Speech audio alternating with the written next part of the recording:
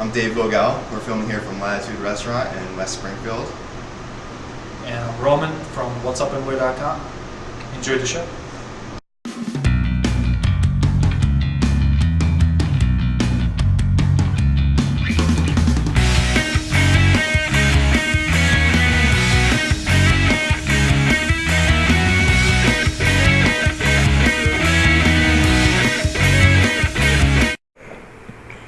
And welcome back to another episode of Strictly Businews. I want to thank David and Roman for coming on. Corey again couldn't make it. We are shooting at Latitudes in West Springfield across from the Big E. And let's get right into our hot topics. First up, next, Netflix versus Comcast. Netflix, which is a level 3 communications company, told Comcast to get ready for more traffic because Netflix basically separated their streaming online videos at a different pricing structure now. So people can get just streaming video, so they don't really have to use the Comcast on demand. And Comcast is pissed off. And they are going to start charging Netflix users. So if you have a Comcast and you have Netflix, you're getting charged. So this is not going to be good for people who have both. Yeah, I think the big thing here is that Comcast provides a similar service. So anytime you have a company that does the exact same thing and is able to levy a price tag on a competitor, that seems to be bad for business. Mm-hmm. And as a Netflix user, I don't want that cost being passed down to me. Yeah, I mean, Comcast is in the buys of purchasing NBC, which I thought NBC was a lot bigger than Comcast, but so they're in the courts right now, and I know this is definitely going to be going to the federal legal something. Like there's no way that they can start. It's like Comcast is trying to monopolize because they can't really do that. I don't think that you can't use other services just because that you have one service. So I think this is going to be this is the beginning of a long journey for the battle between both of them. Well, it sounds like logistically, the Comcast is concerned that the bandwidth is going to be being used up a lot more, right? Because people download a video. And on the other hand, I would think that Netflix, wouldn't there be a way to kind of foresee this ahead of time and sort of negotiate with Comcast to make sure there's no price hikes with this? Because obviously with everybody, I mean, I read the articles quickly and it sounded that Netflix said, heads up, there's going to be a lot of downloading going on. Yeah. And Comcast kind of panicked, and some may say it's a competitive move, which obviously on the surface it seems like it, but also it's just a cost move because it's going to take up a lot of bandwidth from Comcast to provide all the streaming. Yeah, they're going to charge a fee, and then level 3 communications, if it gets to the point where they start charging them too much, they're going to charge the Netflix users as well after. So you're going to get charged on both ends later on. So it's going to be interesting to see where that goes. Well, the other way is, why don't they sell ads on their streaming and pay for that way? Yeah, Hulu does it. Right. So. Next up, Facebook co-founder founds new social site called Jumo. Chris Hughes announced a soft launch of Jumo. It's a philanthropic startup that works to match good doers with appropriate causes. So pretty much it's Facebook meets nonprofits meets charity stuff. It's a way to match people who want to do good in the community with the people who can actually make an impact. The decision makers within these organizations, the people that have the funds, and to kind of put them in touch. I think what's really interesting is that when you try and log on to the site, you need to have a Facebook account already made in order to even access. Which is interesting, because you figure all the people that helped start Facebook or in the beginning stages that no longer work there, they kind of want to stick it to Zuckerberg because all the stuff that's been going on. Especially after the movie, that kind of showed a different aspect of what people thought how Facebook started. And what Hughes is trying to do, he wants to quote-unquote connect people to the issues, organizations, and individuals relevant to them to foster lasting relationships and meaningful action. So pretty much, if for the people that want to they want to do something but they don't know how to do it, they're going to be able to search different organizations and which ones will best suit them in their area. So I think this site is good. I don't know how much it's going to get picked up. But I can see other companies jumping on board with this. Yeah, I think the only drawback is you think about sites like Facebook and Twitter. What they have is the fact that people stay on the site. Yeah. You know what I mean? People stay on those websites for drastically, so much longer than they would on another website. Oh, yeah. I think the main thing they're going to have to work on with this social media, non-profit site is how do you get people to be engaged and stay on the site longer than they would any other website, because that's really what social media has going for it. Yeah. Next topic, we're going to go to Foursquare TV. Independent production company, Endemol. They've done Amazing Race, Big Brother, reality shows, and they develop television series, incorporate Foursquare's location-based mobile gaming platform. So pretty much in games like the Amazing Race, they're going to start having to check in. They're not going to be using it at the Amazing Race. They're going to create a whole new show. So it's just going to be interesting that now social media is getting into television, and I think it's going to be interesting to see how this pans out. I mean, this company is been known to use interactive technology. Yeah. Like we mentioned, they were the creators of Big Brother, really the first show to have interactive technology and media involved in the broadcast. And they've been known to be cutting edge, and I think that's what they want to do here, is bring in that next generation of users into their programming with Foursquare, and how actually, creative the show Amazing Race would be with the Foursquare, I don't know, but having the Foursquare brought into the programming that they already have, I think is a great idea, and that's a way to get new users and new watchers to their programming. Yeah. Next up, Motorola splits. Effective January 4th, 2011, Motorola Inc. will become two separate companies, Motorola Solutions Inc. and Motorola Mobility Holdings Inc. Following the split companies, the CEOs will be split up. The stocks will be different. They're saying, let's see, what do they say? Current shareholders will get 1 share of Motorola Solutions stock per 7 Motorola Inc. shares and 1 share of Mobility stock per 8 shares. So if you know stock lingo, that's what that is. I don't know. They're saying that they've been in the works since 2008. And I think this is all because of the Droid factor of how many Motorola Droids, not just the X, there's the Android, then there's the new one they came out with. Don't know the name of it, but they come out with a new one every month. So, yeah. People seem to be excited about the Droid market, the platform. We know that there's going to be a tablet coming sooner or later, probably in 2011. How the actual structure break up, we'll see that down the road.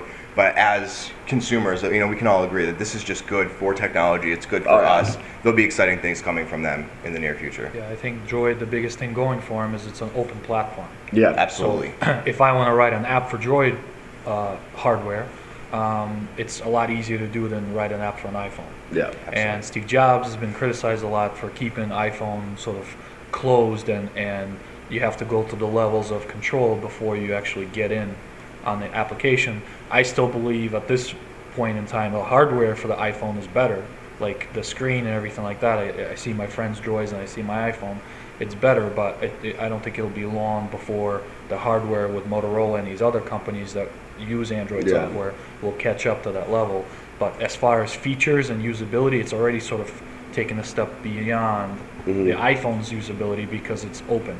Yeah. It's like what happened with Windows and Mac back in the day when Windows was open and all these developers were writing software for it, and Mac was a closed system that, you had like 5 titles to choose from. Yeah. I hope that iPhone doesn't make the same mistake again with staying closed to developers. Well, with the sales of the iPhone and Droids are beating iPhones now. Not because they're not just with Verizon or AT&T. It's not that. It's just the renewing of the contracts. There's people leaving iPhones to go to Droids.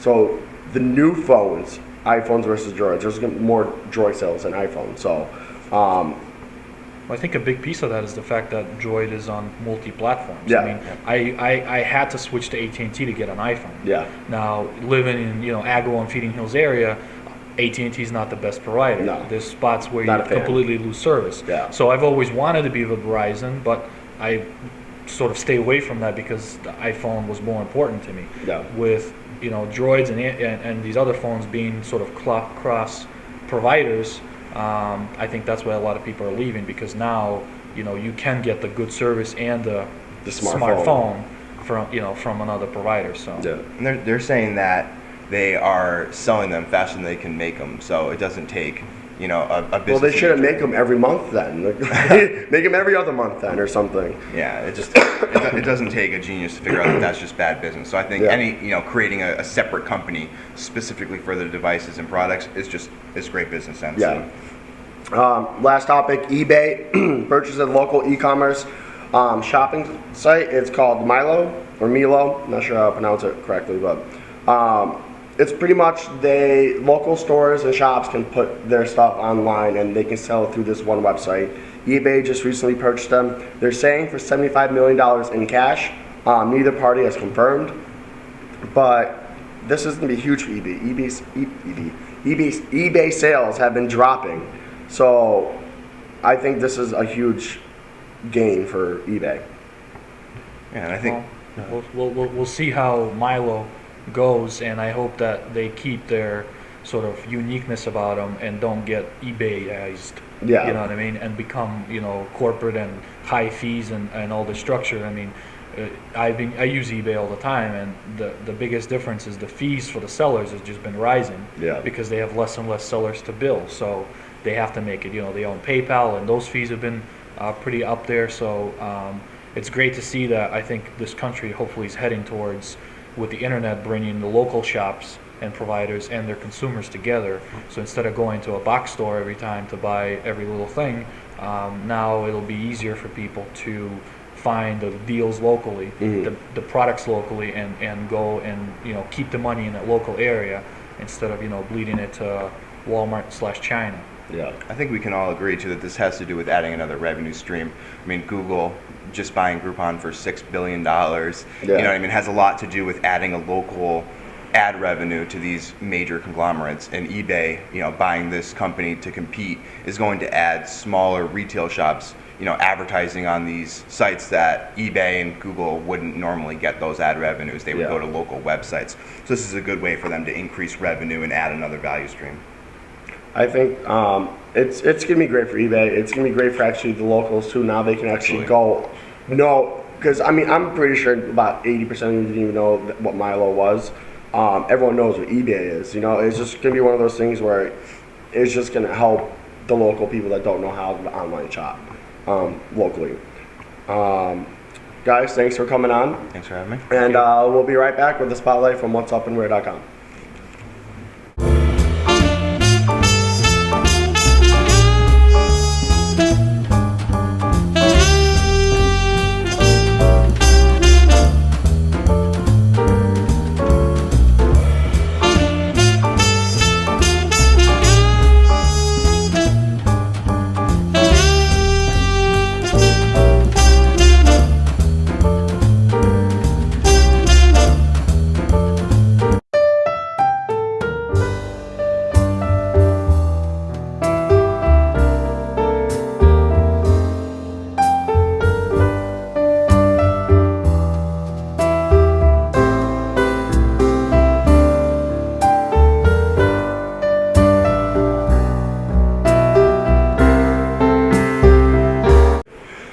And welcome back to the Spotlight. I'm here with Roman, co-founder and president and CEO of whatsupandwhere.com.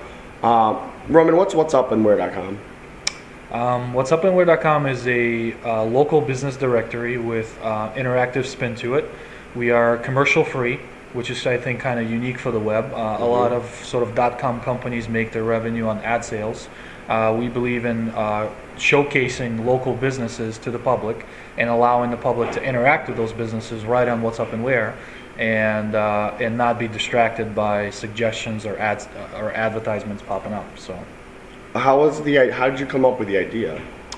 The idea for it came out of just our own frustration with having a difficult time finding local businesses.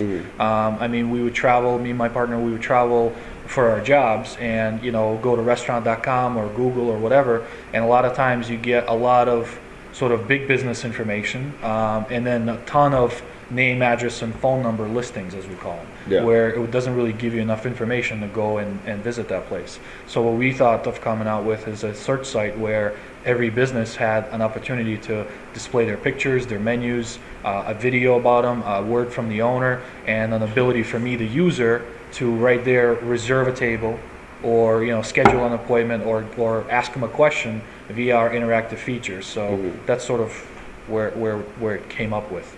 So what kind of businesses do you have on What's Up and Where? Businesses range from a tiny boutique to a big restaurants. It's any business that does business with the public. If they sell goods or services to the general public, that's who we feature. So how can so if I go on whatsupandwhere.com, and how would it benefit me to go through the site and kind of see? Well, the interface that we have built in is it's all by location. Okay. So if you go to whatsupandwhere.com or now wow.com, which is wuaw.com, it makes it a little easier. All you do is you tell us where you are by a zip code or your address, and then from that point on, all the things you search for are lined up from closest to farthest to your location. So if you're looking for a restaurant, for example, you would only see the top of the listing would be your closest restaurant to you, and then it would just sort of go from there to the farthest. That way, we always give you the most relative information at the top of the page. Right. And then from there, you could see every one of those businesses, their photos, their menus, their prices, the promotions right there, the coupons you can print. You can get directions to them, and the interactive piece that's coming in a few months is you'll be able to make a reservation or schedule an appointment with that business right there and then. So what's next for What's Up and Where? Currently, the thing that I'm working on is funding. We are in the process of sort of meeting with venture capital firms in New York City. We feel that we proved the concept in Western Mass, and we want to replicate it, on a larger scale. So there's some pretty exciting things down the road for us, and we're hoping that for our 1-year anniversary, which is April 1st, to have some of the new features in place and also be a funded company. So is there anything else you want to tell the viewers? Check us out, wuaw.com. You can follow us on Facebook or Twitter, and stay tuned. We are definitely a new company. We're based in Western Mass, but we're hoping to take it to a national level in a few months. So thank you.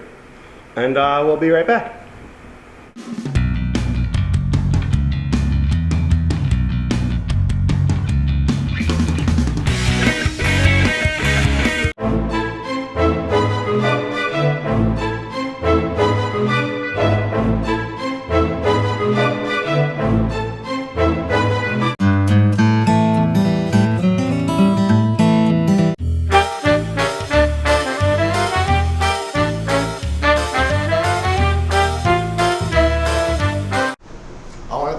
Restaurant for letting us shoot here. I want to thank David and Roman for coming on. Make sure you tune in next episode, and make sure January 18th, Tuesday at 5:30, we are doing our second live taping at the Majestic Theater in West Springfield. Go to livetaping2.eventbrite.com, register your tickets, come check us out live. There's event right after, networking event, and we're going to have a couple names that you guys know in Western Mass that are going to come on to be guest co-hosts and spotlight. So those we'll share later on. So make sure you go and check it out, livetaping2.eventbrite.com, register, and we'll see you guys next time.